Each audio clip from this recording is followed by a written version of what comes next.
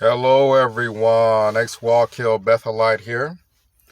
And a major problem people have with Jehovah's Witnesses is the shunning and disfellowshipping practices, where close family members won't speak to their relatives in decades. Now, of course, this does enormous damage to the family structure. And in some cases, family relationships can't be repaired after the Jehovah's Witness practices of shunning and disfellowshipping. Well, I want to talk about the people who think they deserve that treatment. The people who maybe they did get involved with another person sexually that they were not married to. Maybe they had been drinking. Maybe there was drugs involved. Maybe something did happen where that person thinks, well, Jehovah's Witnesses in that practice, well, there was a purpose behind it. I'm going to give you a different perspective. Let's say we rewind the hands of time. Let's say we go back to whenever you were faced with the temptation, the sexual temptation, the alcohol temptation, drug temptation, whatever temptation caused you to be disfellowshipped. Let's go back in time and say you never did it. Say instead of going left and committing the act, you went right and you did not commit the act. Let's go even further and say you decided to regular pioneer. You pioneered for years. Let's go even further yet and say you decided to go to Bethel and served at Bethel for years. Well, why am I bringing this up? I'm bringing this up because I decided to pioneer. I decided to go to Bethel.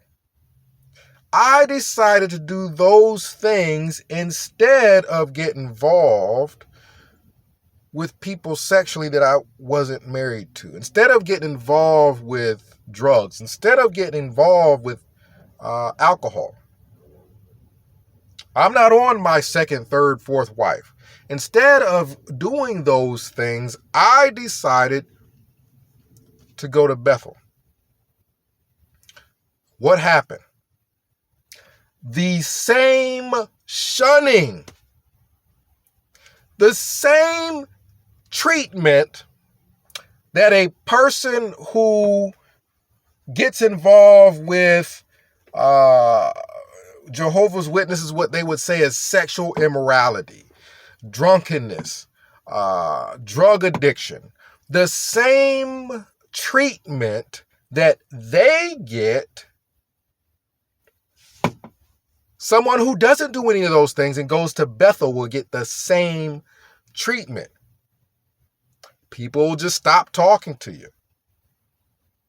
People will, invalidate your feelings, your experience. They don't care. So think about that for a moment. Really think about it. If you're of the position that you think you deserved disfellowshipping, you deserved shunning,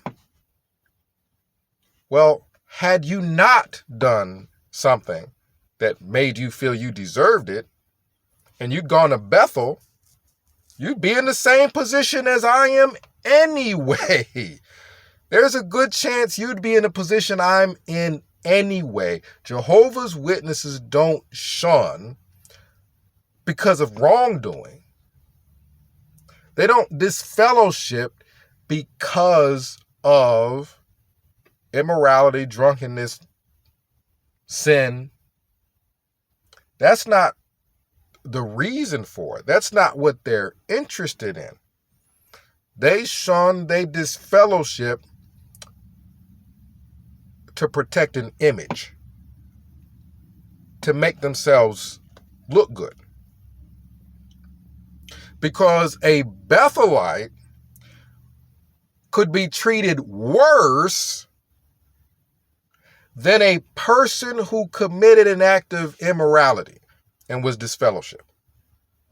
Right? Because the person that committed an act of immorality and was disfellowshipped wasn't put out of their home, wasn't put out without a job, didn't have to face the stress of, well, how do I provide for myself now? That person wasn't in their car like I was with boxes stacked all the way up to the roof, driving in New York City, in New York City traffic, trying to figure out where to go, what state to even start anew in. See, even if you would not have committed the act, you would have been treated most likely in the same way by Jehovah's Witnesses. So what difference does it make if you slept with someone? I'm not saying that it's right to sleep with people outside of your marriage. I'm not saying it's right to not learn to control yourself when it comes to alcohol or drugs. What I am saying is your treatment from Jehovah's Witnesses as far as shunning is irrelevant to those actions. If a person commits those acts, they can get shunned. If a person does not commit those acts and goes to the farthest extent away from committing those acts by going to Bethel, you couldn't get any further in the minds of a Jehovah's Witness from an adulterer, an alcoholic, a drug addict than being a Bethelite. You could be a Bethelite. You would still be getting treated the same way. If I went back to a hall in Ohio, especially back then, I would get the same treatment, the same shunning. Oh, we don't want to talk to him because we just want to protect our image. See, Bethel, the governing body, they decided, hey, money is worth more than people. See, we're going to sell buildings in Brooklyn for a lot of money. They did make a lot of money. And for this money, we'll just get rid of the people who pioneered for years. We'll get rid of the people that went to Bethel. We'll just get rid of the people who, instead of drinking alcohol to the point of drunkenness, instead of taking drugs, instead of sleeping with whoever they get their hands on, they gave all that up for us. What are we going to do? Well, we're going to do the opposite. For money, when it comes to money, we don't care about all that. We'll get rid of all those Bethelites, regardless of their sacrifices, because when it comes to money, that trumps service, that trumps everything. So what do Jehovah's Witnesses do? They use the shunning practice for what it's for. covering things up that would make them look bad. That shunning was not to help you in your struggle with sin. The shunning is to cover things up, get people to just not talk about things, right? So that's the purpose of shunning. That gives it a whole new, fresh look for a person who's down on themselves, for a person who's not being spoken to by their family and hadn't been spoken to for years by their family. It gives a fresh new look. Wait a minute. Marcus was a Bethelite. He's getting treated the same way. So why should I feel bad that I'm being shunned when this is just what Jehovah's Witnesses do? They're not concerned about right or wrong. They're not concerned so much about sin, so much as this makes them look good. They just turn their back on you and pretend you don't exist. It makes them look better. The same as with Bethelites or anybody else. Watchtower decides to sell another building, make another buck, and they want to get rid of a bunch of people. Well, just shun them. If things don't go exactly how we would like it to go in a Watchtower, right? If Marcus, when he gets back, since we're not going to assist him with help finding a job or assist him with anything, if that situation doesn't go exactly how we would like it to go, to where if we read it in a Watchtower, it would make us look good, well, just shun him. Doesn't matter he hadn't slept with anybody. Doesn't matter just shun him. Right? That makes it to where it's irrelevant as to whether or not a Jehovah's Witness had sex with someone. It's irrelevant as to whether or not a Jehovah's Witness did this or that. They get shunned anyway. They get shunned if they didn't do it. And imagine how you would feel if you avoided all the things Jehovah's Witnesses told you to avoid, and you did all the things Jehovah's Witnesses told you to do, and they shun you anyway. That's what happened to me. So I would love for someone who has been disfellowshipped or they're about to have a judicial hearing.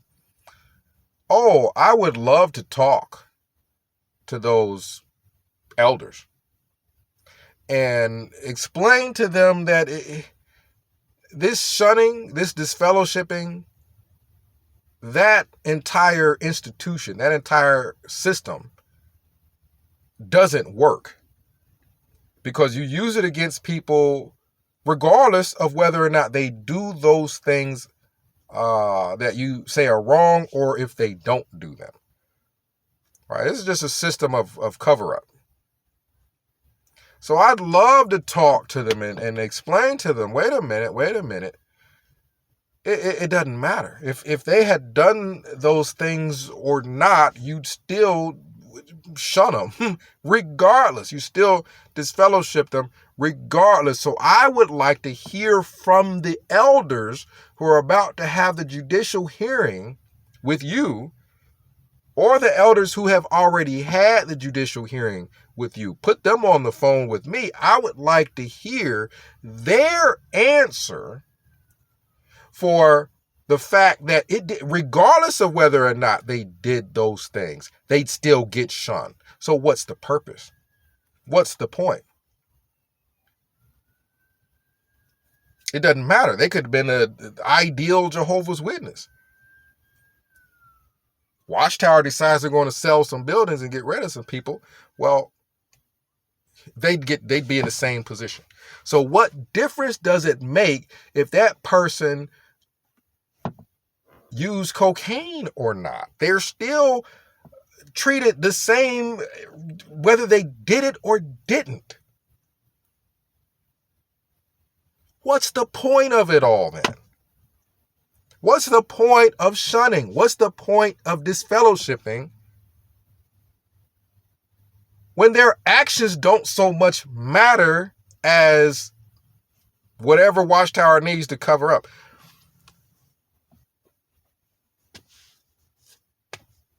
When Tony Morris, that situation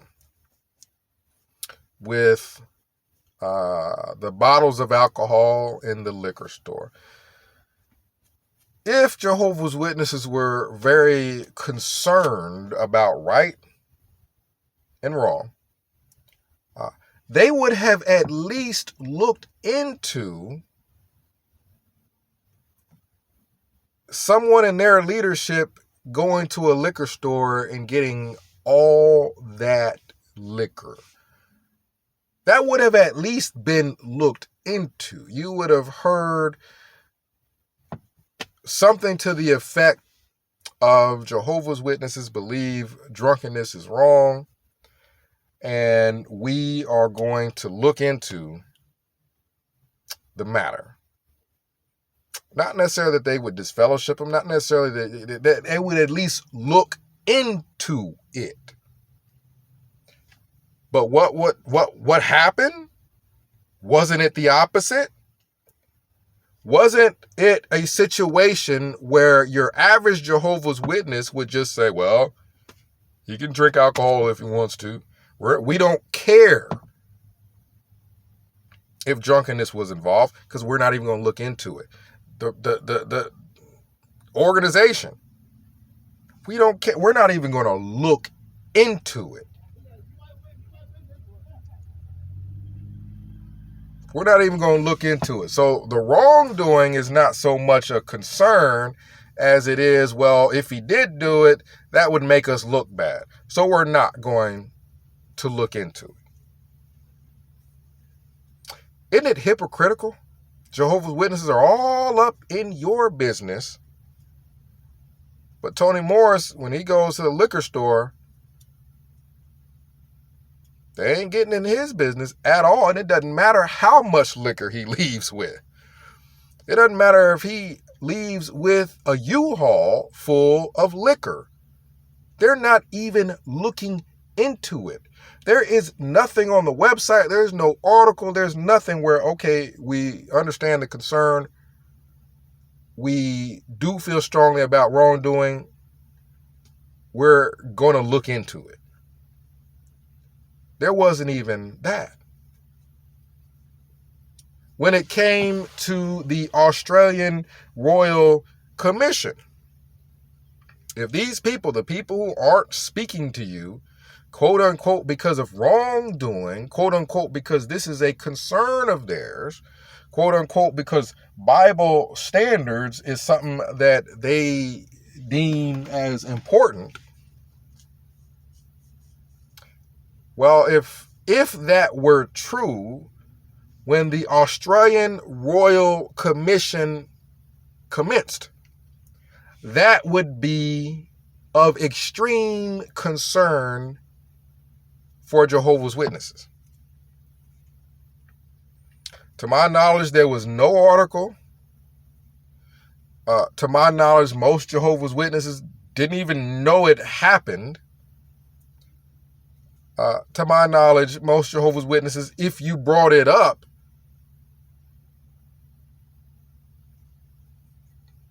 would be more unconcerned than they were concerned. And this is pedophilia we're talking about. They would be more unconcerned about the Australian Royal Commission than concerned. A governing body member showed up at the commission and gave a speech. And to my knowledge, most Jehovah's Witnesses, they don't even want to look into it. Wrongdoing, right from wrong. This doesn't matter to Jehovah's Witnesses when it comes to their image, right? Their image trumps right and wrong. Tony Morris coming out the liquor store with a lot of liquor. Well, right and wrong, we're not even going to look into it because it would make us look bad. Again, image, more important than right and wrong.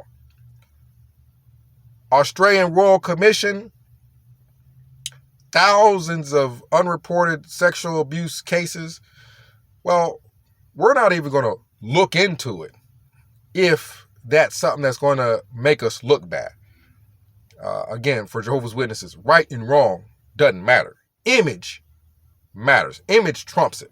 We'll just sweep it under the rug. We won't look at it at all, if it makes us look bad. But they'll get all in your business because disfellowshipping you makes them look good. It makes them look like they care about right from wrong. Bethelites doing exactly what Watchtower says, avoiding all the immorality, drunkenness, everything else, giving up everything to serve at Bethel.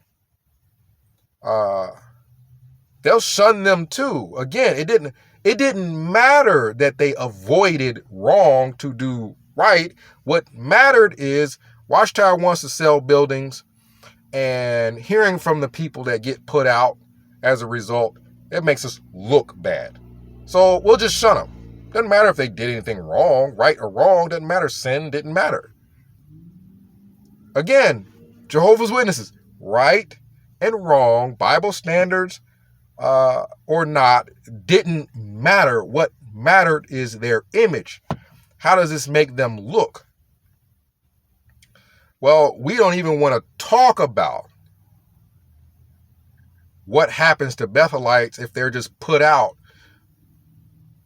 with no plan of what next, no assistance as to where to go, no assistance as to how to even get a place after working for free for years. This is something that Jehovah's Witnesses would rather just not even look into. Something that major. Well, we know we put Bethelites out now. What happens to them after? They won't even look into something as major as that, because that probably means the organization would have to spend a little bit of money to help the people that had been working for them for years to find a place. Well, we don't want that. We don't want responsibility. See? When it comes to looking into things that are inconvenient for Watchtower, they'll ignore it. When it comes to looking all in your business, they want to know how much alcohol you've had to drink. Right? See, they want to know about your personal sex life. They want to know about all of those things, but they don't care how much alcohol Toni Morris had to drink. They don't care about the sex acts of thousands of unreported molestation cases. They don't care about anybody's personal business if it makes them look bad. They only care if they can throw you under the bus. That's what you need to think about, because it's not that there's nothing wrong with,